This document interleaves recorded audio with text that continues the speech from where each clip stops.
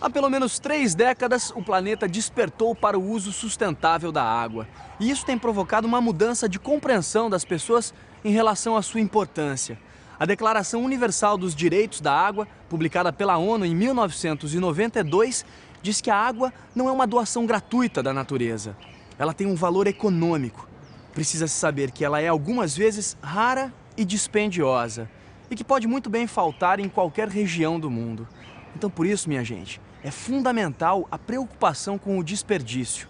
Seja esse desperdício dentro de casa, no setor agrícola ou no sistema de distribuição da água aos lares e às indústrias.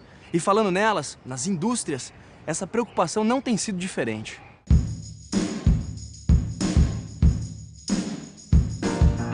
Atualmente, a CSN, Companhia Siderúrgica Nacional, desenvolve um sistema piloto de tratamento de efluentes gerados pela siderurgia e o seu reuso na refrigeração local. Todo o processo ele começa aqui na captação de água do Rio Paraíba do Sul. Só para você ter uma ideia, nós captamos hoje em torno de 5 metros cúbicos por segundo. Isso equivale a 7 piscinas olímpicas por hora. Na verdade, nós utilizamos dentro da CSN em torno de 47 piscinas a cada hora. Então, 40 piscinas recirculam aqui dentro, nós fazemos um tratamento adequado para que ela continue aqui e a gente repõe as perdas com esse volume que é captado aqui no Rio Paraíba do Sul. Essa é a estação automática de monitoramento da água do Rio Paraíba do Sul. O objetivo é monitorar 24 horas por dia a qualidade da água desse rio.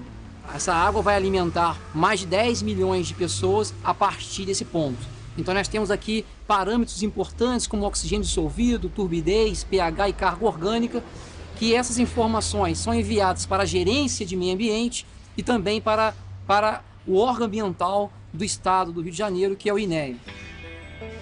De acima desse ponto de monitoramento, nós temos alguns pontos, alguns emissários, onde nós devolvemos parte dos nossos efluentes. Todo despejo líquido que vem da atividade industrial é considerado um efluente.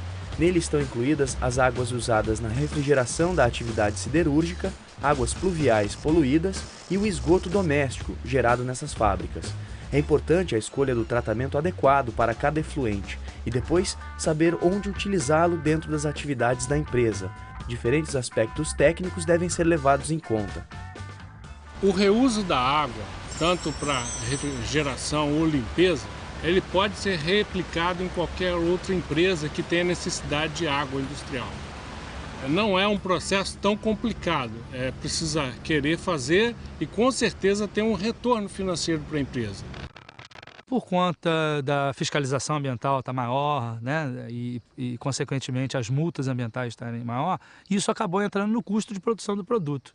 E a maioria das indústrias agora, por conta desse esse custo adicional, está investindo em estações de tratamento de efluente. Por quê?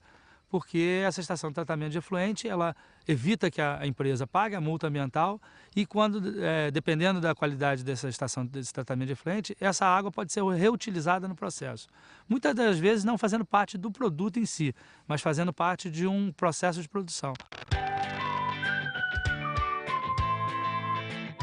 Chegou a hora de conhecer na prática os efeitos que o uso sustentável da água tem provocado nos domicílios das cidades, como nesse condomínio aqui.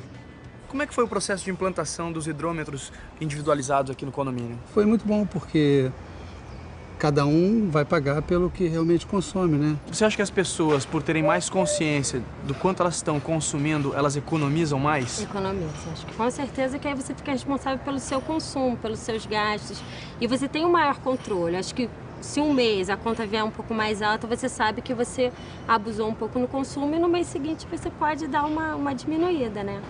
Qual é o custo de implantação do sistema individual? No caso deste condomínio, que é um prédio antigo e está sendo feita uma adaptação, o custo é na faixa de R$ 1.500, R$ 1.800. Para o condomínio? Para cada apartamento. E isso parcelado aí em 10, 15 vezes, depende da negociação com a empresa que está executando.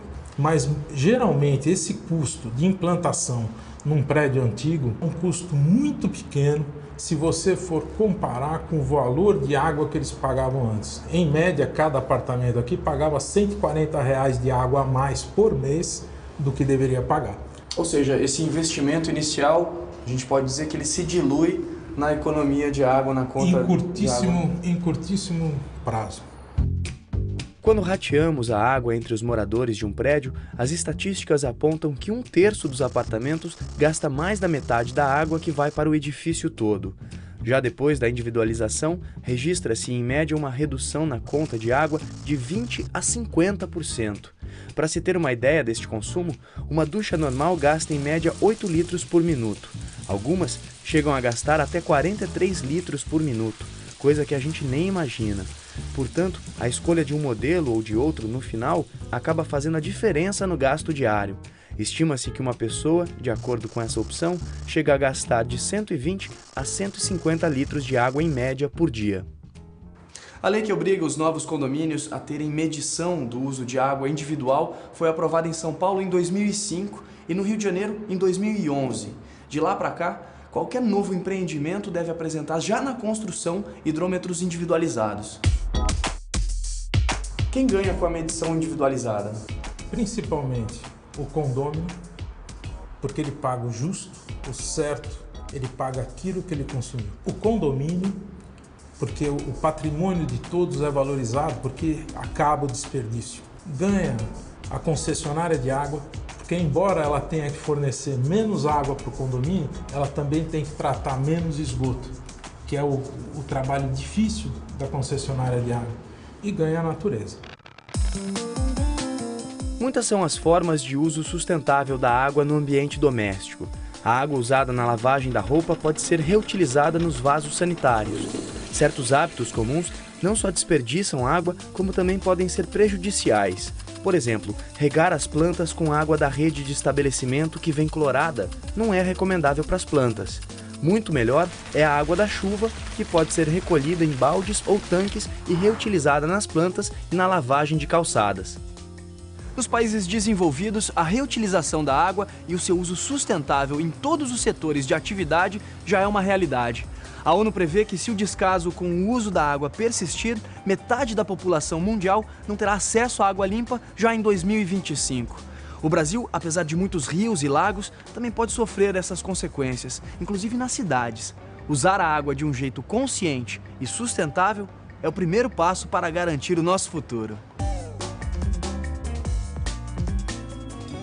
Pois é, em muitos lugares do Brasil se desperdiça muita água. Já no sertão nordestino falta água. Ainda hoje, no Ação, nós vamos ver como um maestro tem alimentado sonhos de jovens no interior da Bahia através da música. E no próximo bloco, a gente embarca numa viagem à Rússia para acompanhar as Olimpíadas Universitárias. De lá podem sair alguns atletas que vão representar o Brasil nos Jogos Olímpicos de 2016. Então fica aí que é logo depois do intervalo. Valeu a pena todo esse tempo aí de treinamento para subir lá em primeiro lugar e ver a nossa bandeira, né, no topo.